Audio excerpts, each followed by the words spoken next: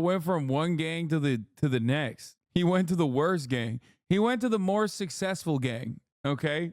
That's crazy.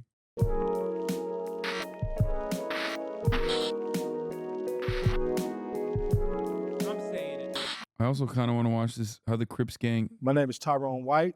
I'm a former 6'5" Menlo Crip. Some of my rivalries were the blood gangs and the Crip gangs. We were involved in drive-by shootings as well as drug dealing. And this is how crime works.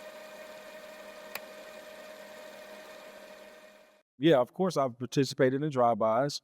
I've been a victim of drive-bys plenty of times. When you're going against war with one another, there's no winners. Now, you can look at it and say, okay, I shot more of their homies than they shot of mine, or I killed more of their homies or they killed of mine. But both sides are taking losses. So if you both are taking a loss of life, there's no winners.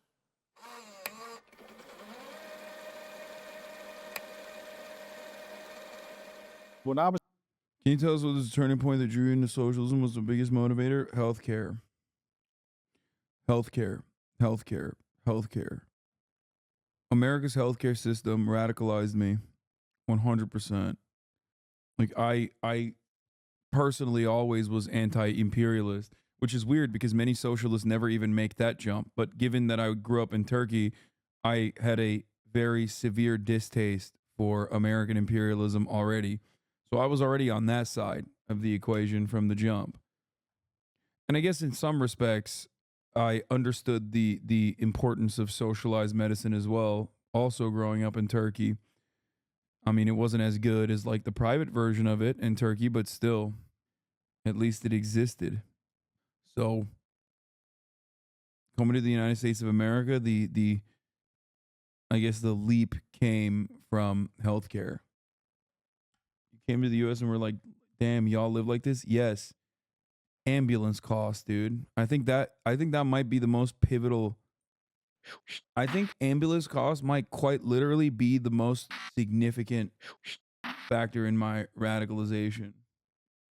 I mean, I always had social democratic leanings, so I guess I was already there. Growing up, seeing the glaring income inequality and the wealth disparity when my parents took me out of private school and put me in public school, when I went to school with the person who was my gardener's son, also made me first recognize, like, that was probably my first radicalizing factor. I was very young too, and I just did not understand why. Like, I literally didn't understand why some people simply were living in the conditions that they were living in, and the dire conditions that they were living in. My gardener, in air quotes.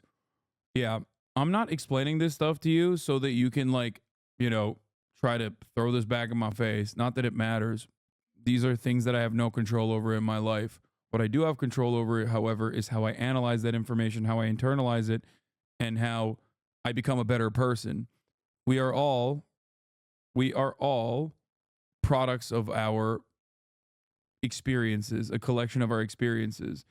I've never made it a secret that my beginnings were affluent. It's very stupid to try and like win an argument here. Or would you rather have me lie to you? Been 2 years since that child of Gardner story realization. Yeah, I mean, I've talked about that before too. Everything that I've just explained to you over the past hour, everything that I have explained to you over the past hour, I've talked about before on the stream.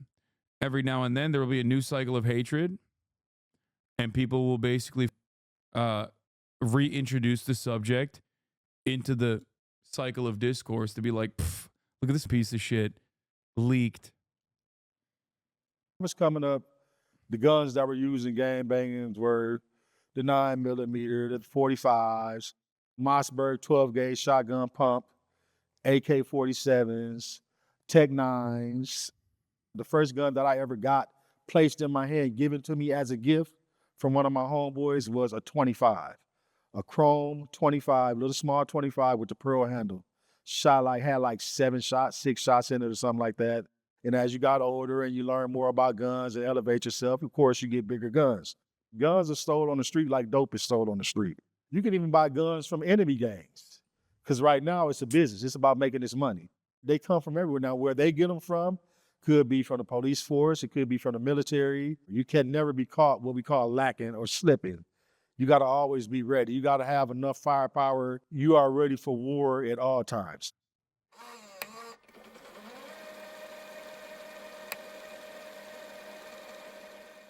From the early 80s all the way up through the mid 90s, those were the years of heightened gang activities. So drive-by shootings were nothing. You could literally turn your news on every day during those years and see a drive-by shooting. I mean, every day. We had a drive-by shooting to where that I participated in. I walked in the house and I remember seeing it on the news. I must have been about 15 at that time. I remember my mom was on the phone and she was like, I'm so tired of these kids shooting one another and killing one another. And I remember thinking to myself, like, man, she has no idea that I was just in this situation. She never found out about it, but I just remembered the way that I felt listening to her on the phone, telling her friend, like, man, these kids need to stop this, and this is crazy. And there's another situation to where we were getting ready to go out on what they call Sunday Fun Day, when all the lowriders, all the motorcycle clubs, all the car clubs, all the gang members, that's like the one day to where all the gang members, enemies, everybody can congregate in one area on Crenshaw Boulevard. I remember we seen a car pull up to the corner. And usually when you see cars pull up in the corner with no lights or anything like that, you know that's a sign of something that's gonna happen. And all you see was guns come out the window and everybody just got to shooting at everybody. And we all just scattered like ants, just everybody screaming, hollering, running, scattering, because no one had guns actually on their person at the time. One of my big homeboys, he was very known. He had got hit in the face because they shot with a 12 gauge and they had buckshots, but it didn't kill him because they weren't shot at close range. Luckily, nobody got killed.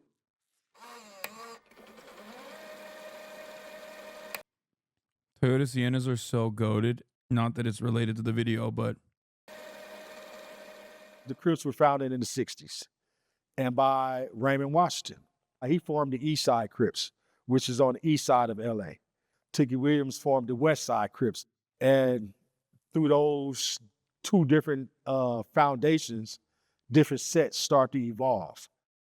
Different areas, the Hoovers, the East Coast, the Rolling 60s, the Menlos, all these different sets. The object and the goal was to keep this side of LA safe.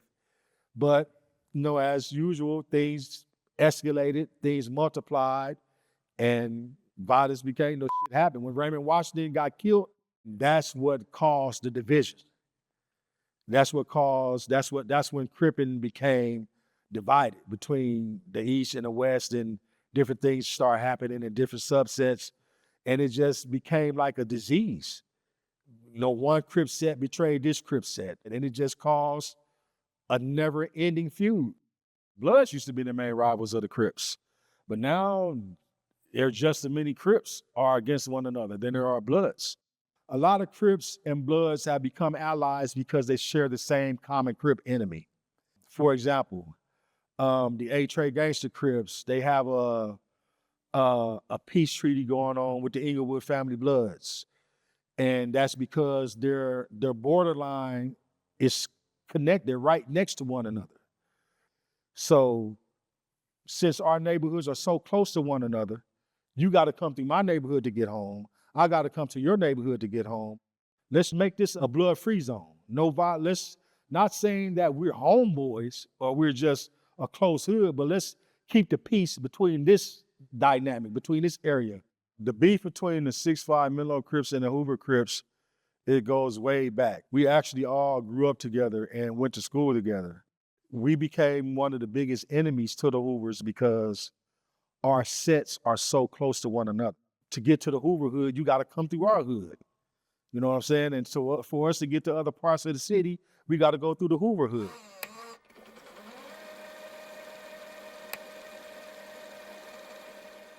I was born and raised in South Central LA all my life. Had a stepfather in my life that taught me how to be a man and different things. But for the most part, I was raised by a strong single mother.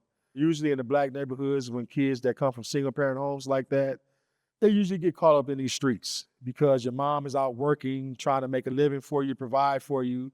While she's at work, you're out there running the streets, doing shit that you know you're not supposed to be doing. And that's pretty much how I started it. I was about 10 when I first started hanging around them. I knew them very well. It comes down to, hey, you've been hanging around us a lot. You've been chilling a lot. You from the hood. I'm missing the point as to why this needed to happen. It's called poverty, abject poverty. He's also describing exactly how it happens too. Single family households that aren't because single family households not born out of like some kind of immorality or anything, but single family households having only one parent for disposable income and no time for parenting. There's no like shared responsibilities. Also, in a lot of instances, the fathers are in jail as a consequence of the war on drugs. This is what kids get into for many reasons, but partially because they ain't got other shit going on. No community centers, no after school programs, nothing. Yup. And also, no future prospects, which I think is also very important. People rather type than actually listen to the video. No, I don't think it's a issue with like not hearing the video. I think sometimes it's an issue with hearing the video but not agreeing with it and asking a question anyway because you just don't understand the answer in the video. Just make it official, and making it official means getting jumped in or doing something to be a member of the gang. Can be anything from you fighting one person, sometimes 4 or 5 persons. It's to see how you handle yourself. It's to see what type of skills you have.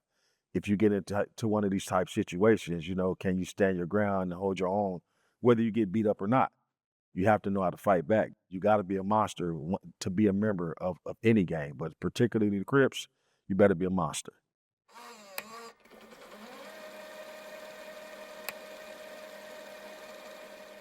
The word Crip was really originally meant community, resistance, and progress. It was a way to bring the community, to uplift the community, to protect the community. Of course, they took on a moniker and the appearance of a gang because according to the dictionary, a group of 5 or more people is considered a gang. To be a Crip, you have to carry yourself a certain way. You have to walk a certain way. But for me, the allure was I loved the color blue, and they wore blue rags. They wore blue jeans. They wore blue belts. They wore blue Chuck Taylors. The dress code for me back when I was an active Crip in the 90s, in the early 80s, it was definitely 501 Levi jeans, creased. I would go buy a can of starch and literally spend about an hour ironing my pants, layering the starch to the point to where before I even put my pants on, I could stand them up. Crips wore K-Swiss because it was. Here's another reason why these gangs form. It's because a lot of people in these communities have no access to the regular amenities offered by the local government, court system, criminal justice system, police. Because remember that we're talking like 80s, 90s, way worse back then as far as like policing. So that disenfranchisement causes or that disenfranchisement creates a need for community policing, community organizing. They also influence young people, right? No, man. The real influence is like what I talk about with Gaza, okay? Not that there's a comparison between Inglewood and Gaza, but like Israelis always project and say, oh, they are learning in their schools to hate Israel. And it's like, no, they're not learning in their schools to hate Israel. They learn to hate Israel when the school gets blown up. And a similar structure exists for gangs as well. It's not the influence of gangbangers being so cool and sick. You can only have this opinion if you're looking at it from the outside, okay? Especially interesting because like the dude is basically explaining like these gangs, quote unquote, form, okay? These gangs form due to a need for security, protection, community protection in general. Because like in a situation where you're struck with absolute poverty, there's going to be hungry people. And when there's a lot of hungry people, there's going to be crime.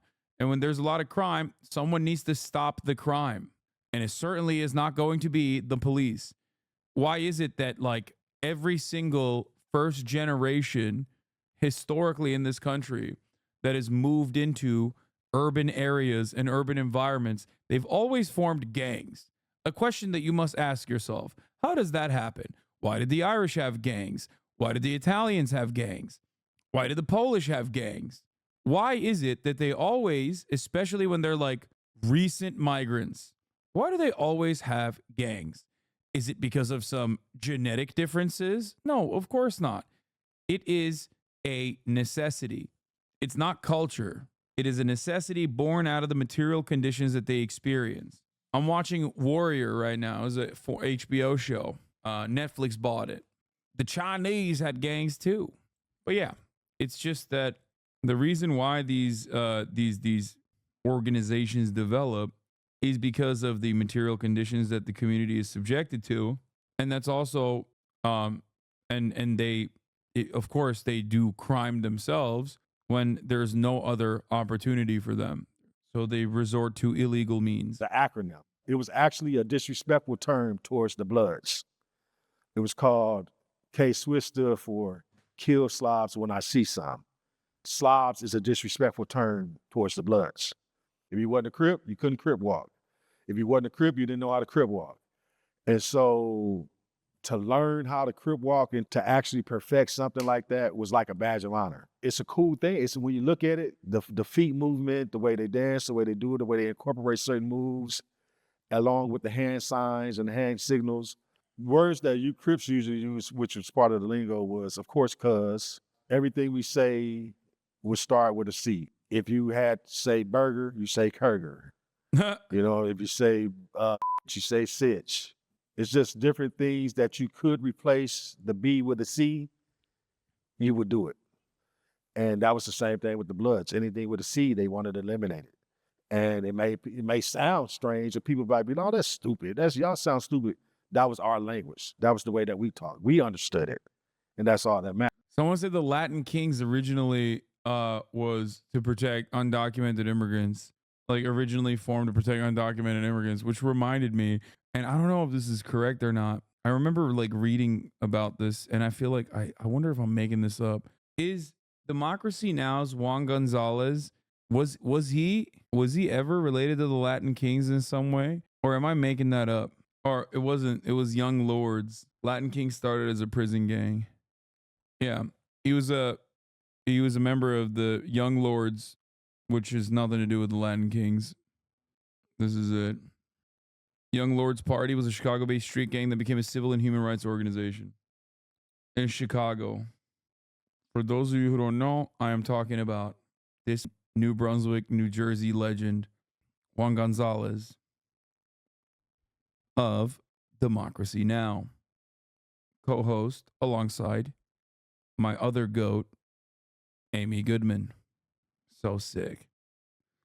God, they're so cool. God, I love Democracy Now! So much. The War and Peace Report. Yep. Anyway. Matters. And if you disrespect us and tell us you sound stupid, you might get your ass whooped. Of course, they throw up the C. You know, the C is just, you just take your hands, you make a C with your hands. And now you're set, your actual neighborhood, your Crip neighborhood, like the 60s, they have their signs. The Hoovers, they have their signs. The Menlos, they have their signs. You're going to throw up that sign to represent, to let people know that you're actually I love chat getting modded because they want to throw up the C. From that set. You're from that neighborhood. We threw up the M. It was just an M. You just take your hands across your, which is just how Ice Cube throw up the W when he's in concert and taking pictures. Snoop Dogg throws up the W. You just turn it upside down and you throw up the M. Gang graffiti is a big part of the Crips. People that are coming in there, they know when they see that on the wall, the Rolling 60 Crips or the Menlo Crips or the 5-5 Crips, they know we're entering this gang. This is their neighborhood.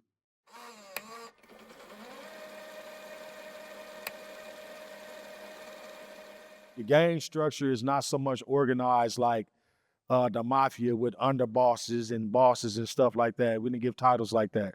But people automatically knew who the OGs were, who the double OGs were, who the big homies was, and who was ranked over who. The double OG is usually one of the big homies that has put in more work than you can imagine. He's done it all. Killed, robbed, made money, been to jail, you name it, he's done it. Usually 50s, 60s, higher age, they were around in the 70s, in the 80s when gangbanging really just exploded. They were at the top of their game. An OG really falls not too much different from a double OG, except that he may be a little younger, may have done a little less other crimes.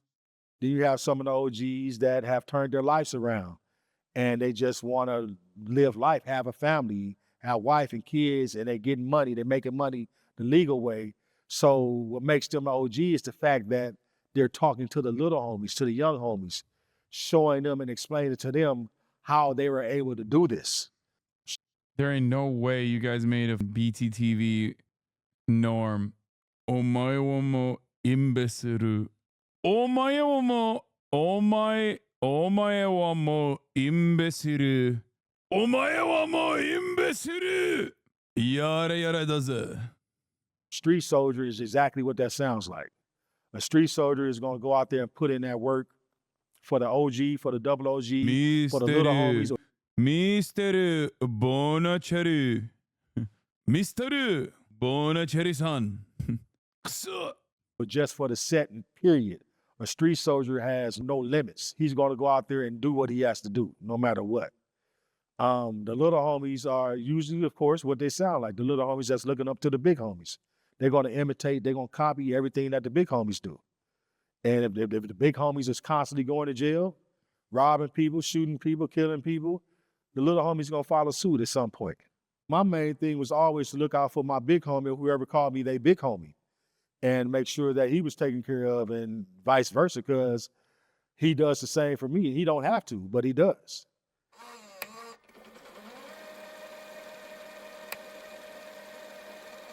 I started out selling weed in middle school and then moved to crack cocaine. I'm a chatter that was actually in a gang in the 90s. BTS, Brooklyn Terror Squad, Sheep's Head. We got beat by Greenpoint Bloods. I can't tell if you're making a joke about K-pop or something. You should make fun of someone that has put himself out there. Maybe you should put yourself out there like D. Shut the fuck up, Chepsa. And robbing. I did robberies. That was my way mostly of making money and keeping money in my pocket. The big homies had the big dope, and they'll issue it out to the younger homies. They'll issue it down to the guys to the next level. And it was a way for everybody from the big homie, OG homies, all the way down to the homies in junior high school to make money. The homies in junior high school, they may be out there selling crack on the corners, $5 rocks, $10 rocks. Greenpoint is the whitest neighborhood in Brooklyn. Was it always? The Greenpoint Crew is a Polish-American organized crime syndicate that operates in Greenpoint and Little Poland, Brooklyn, New York via Google. No, I mean, he said in the 90s. $20 rocks. The big homies, they move in big way. Damn, y'all got owned by the Polish gang? That's crazy. Ounces. Yeah, Chatter's thinking Greenpoint now is similar to Greenpoint in the 90s. That's so funny. I don't know if you know this, but Brooklyn wasn't exactly a great place in the 90s, okay? Like, no part. I mean, fuck it, Manhattan wasn't a great place in the 90s. Like, 70s, 80s, and 90s, Manhattan was like basically only becoming a you talking shit about Poland? You wouldn't say that in rock law on God? What happened in New York after the 90s? 9/11. Really whipped New York up a little bit. It was all uphill after that. Quarter pounds, stuff like that. The drugs came from a lot of times from drug cartels and as well as the government, believe it or not. I mean, there's a story about Freeway Rick, one of the biggest black dope dealers in history of Los Angeles.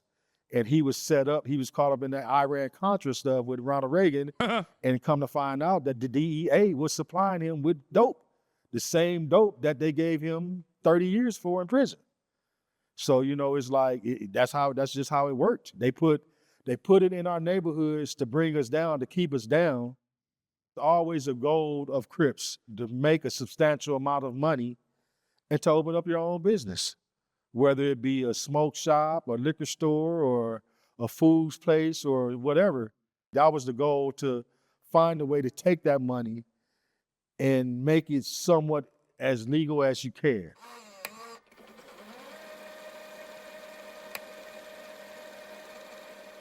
The LA riots happened in 92. I was 18 years old at that time. The LA riots was a result of the Rodney King verdict. Those 4 officers that were clearly guilty as hell on video beating Rodney King half to death, when they were found innocent, that just sparked something in the community. I didn't ever think I would see nothing like that. They're Maoists. America KKK on justice. They were Maoists, dude. Ground zero of the riots happened 5 blocks from my house. I was sitting at home watching the news. I seen the news. So we jump in the car, we drive up to the riots. By this time, you got hundreds and hundreds of people starting to migrate to Florence and Normandy. So at this point, it just kicked off. Every spread like wildfire. Every car that came through the intersection that had a white person in it was getting attacked. I saw news reporters getting beat up. I saw cameramen getting beat up, getting the cameras taken from them. And at that time, it really didn't matter what gang you were from, because now it's a black against white thing now. So it didn't matter if you was a Blood or a Crip or whatever you was. Even though it was such a messed up day, it's such a fucked up day, it was also a day to kind of rejoice, because that was the first time in a long time that you saw common enemies, Crips and Bloods and Mexican gangs, come together against this one common enemy, the LAPD. And so after days of rioting, some of the community leaders like Jim Brown, the football player, a couple of popular gang leaders from different gangs, from different areas, different. That's the reason why no matter what happens, chat unites at the top of the hour, because there's a 3-minute ad break and everyone's like, all right, we're against this streamer now. But you don't have to be against me, you know? You can just join the subscribers and therefore no longer see the ads at the top of the hour. That's how it works. Here's a 3-minute ad break now. Sets had a meeting and decided that this was the perfect opportunity to try to bring a peace treaty, a truce between the gangs. Even though it was something bad that caused us to get to that level, it still was an opportunity for us to bring things together. The peace treaty lasted officially maybe a good couple weeks, and it kind of continued to dissolve as weeks and months went on. 9/11 was not what cleaned up New York City. What the fuck are you talking about, dude? I was obviously joking. What? You think I think 9/11 cleaned up New York? Like, actually? That's so weird, dude. God, some of my chatters are so strange. To the point to where it didn't exist no more. But for that little short time, it was great to have it.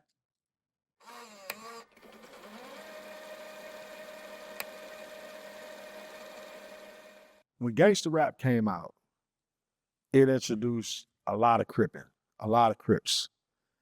And when NWA came out, which is the group that started gangster rap, Eazy-E, rest in peace, Eazy-E was known to be a Crip. And from him, you had other pioneer rappers that were from Crip neighborhoods. You had Snoop Dogg, you had Dub C, all these popular gang rappers that was in the neighborhoods representing their hoods that were blowing up on the mainstream. And so now you got people sitting at home watching MTV, 106 in Park. They're watching all these video shows, and they got these gang members doing rap videos with the blue rags and the 6'4s and the lowriders and wearing all the gang attire and the gang uniform, but they're actually artists making money on TV, and now it's being broadcast all over the world. Aside from the UK and the Netherlands, I've heard about Crips in China. I heard there's some Crips in Africa, which I've actually seen online, social media. People in Africa cripping and just loving this West Coast culture. And I think all these countries adapted on to these United States values and these United States ways just because of how it was glorified, not really understanding the meaning of it. That people lost their lives and people are killing. This is not something to play with. Yeah, I mean, when people do it in China, they're not also doing like gang violence, though. They're just looking at the cultural aspect of it because all culture in America. I mean, listen, the America's greatest export is our culture, and America's only culture is black culture.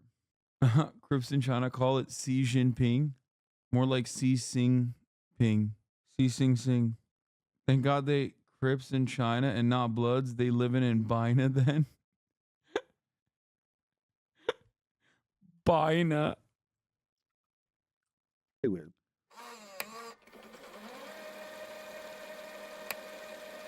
Wait, what? In 1994, I went to Oklahoma. I got a football scholarship to go to Oklahoma to play football. That's pretty much really what saved me from being killed or anything else bad happening to me on these LA streets. Played football there for 2 years at a historically black college. In 1996, 97, I moved to Oklahoma City and I started working at the Juvenile Detention Center. They needed a gang advisor, a gang trainer. So of course I was qualified for that. Just volunteering my time, talking to the kids and, educating them on gangs and telling them because I had no idea Oklahoma had a gang problem. So I went and I sat down with the chief of police to see exactly, where did he want me to go with this. I did 2 years in the school system. They came to me and asked me that I want to interested into transferring to the streets, basically running traffic, pulling people over, writing tickets, blah blah blah. I'm like, yeah, let me do that. I'll do that. See what that's like. Because I actually want to see how they dealt with drug dealers with me being on the other side of the law, and all the complaints that I Bro went from one gang to the next. Like he went to the worst gang. He went to the more successful gang. Okay? That's crazy. He's like, yeah, I was a part of the Crips. I stayed blue. Exactly. He stayed blue. He's like, honestly, I just upgraded a little bit because now they were like giving me a pension. And also, I had no legal scrutiny. I had as a criminal, all the police brutality, all the mistreatment from the police. I got to witness that firsthand working with them. And a lot of times I would have to intervene on like, hold on, like, Up. it was a couple of times where they had to have that conversation with me. Look, either you with us or you with them. So even in the training in the police academy, I dealt with racism. I dealt with discrimination because a lot of those officers felt like this dude is a criminal. This dude is from the streets. How in the hell are you guys gonna let him work with us? Blah, blah, blah. That's why even after I became a police officer and I moved back to California, I still ended up hooking back up with my old homies and old gang members, and I ended up going to jail even after being a police officer. I went to jail. Like this is so weird. My experience with the LAPD, they still haven't found a way to deal with communities and cultures that they don't know nothing about. It's the same tactics, dirty cops, bogus charges, planting drugs, mistreatment because of who you are or what you represent. It's the same. By the way, Oklahoma, as we've talked about before on this broadcast, is a notoriously rapist police department. Like somehow more than other police departments. It hasn't stopped. The one way the police can bridge the gap with the community is literally to continue to work with those that want to work with them. The Big U is example. I didn't say racist.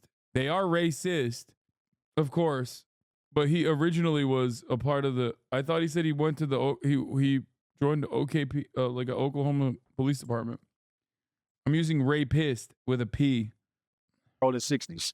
Guys that are gang activists that are trying to do things to stop the gang violence and help kids in the community and bring some positivity in the community. The main thing is to save lives. And after you save lives, you want to create opportunities.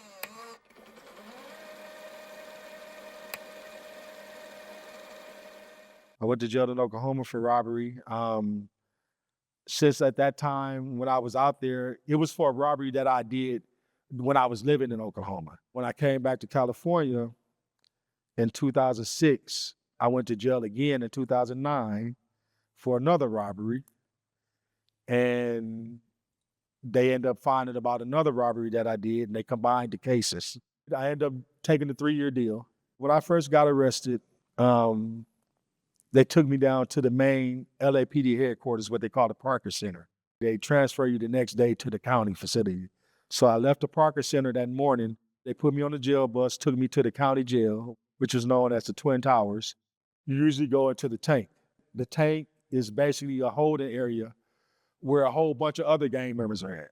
And I'm talking about mixed in, Crips, Bloods, Mexicans, everybody.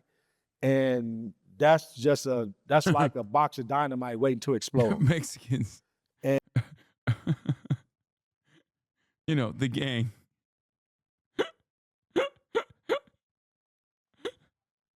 Crips. You have the Crips, you have the Bloods, and then you have the Mexicans. And sometimes you get put in those situations and the officers just leave you and they don't care. They don't, whatever happens in there, it happens. And you're gonna always find somebody in there that's gonna challenge you, especially if you're from a rival gang. You listen for the lingo, you listen to what they're saying. Or you might see people that you haven't seen since elementary and you lost contact with them, you wonder where they were at. Well, this is where they at. And so you find out that they from a Crip set. And so you guys just connect with one. Now, if it becomes a racial thing, Bloods and Crips, you know, they find a way to unite against whoever, whatever race they have to go against. You know, it can be some violence erupt in between the transportation into the different dorms or the different units.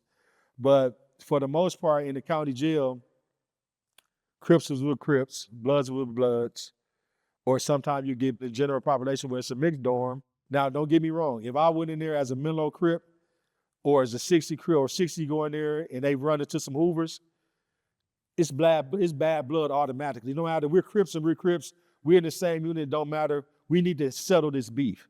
So I might walk in here and a Hoover Crip might say, hey, you from Menlo? I need that fade. If you went to jail, would you shave your head and go Nazi or go hardcore Muslim gang? I don't know, man. That's a tough one. Whichever one is more powerful in the prison, I guess. I mean, you got to join one. It's not even a question.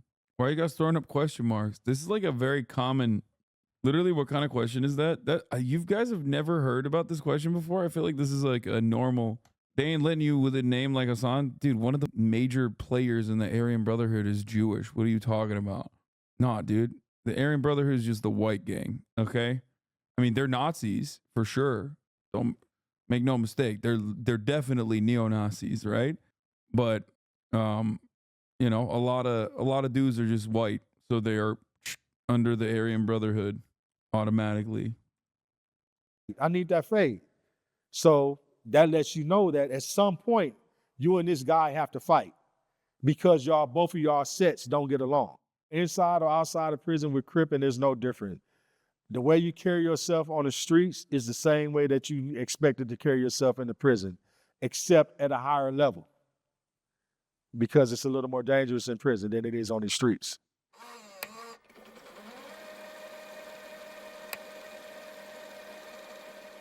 The thing that made me change my life was my kids.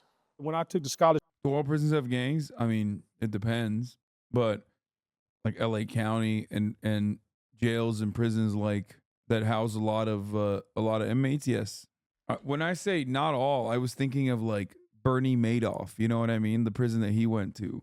Most prisons globally have gangs, but I feel like I don't know, maybe if you're like a, you know, a prisoner of the nanny state, brother, SEC. In that case, maybe you're not going to one of them gang prisons. Scholarship to the school, I was in the process of changing my life. I just didn't know it, but that was my start of changing my life. And when I started working with gangs and talking to the kids in the schools and at the juvenile jails, and I seen how I was getting through to them and how much they respected me from what I was telling them and trying to teach them, it just made me want to change. It just made me want to continue to do positive things. And that's what I've been doing ever since. I met somebody one day and they told me I had this look.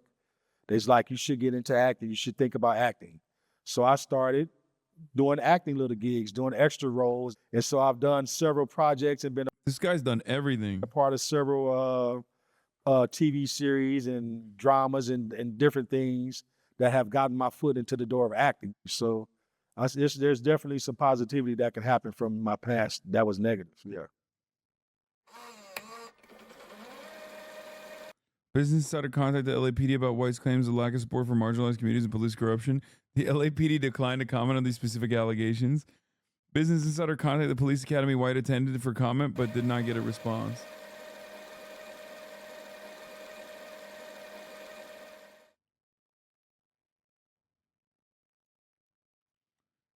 All right. That'll be it for today.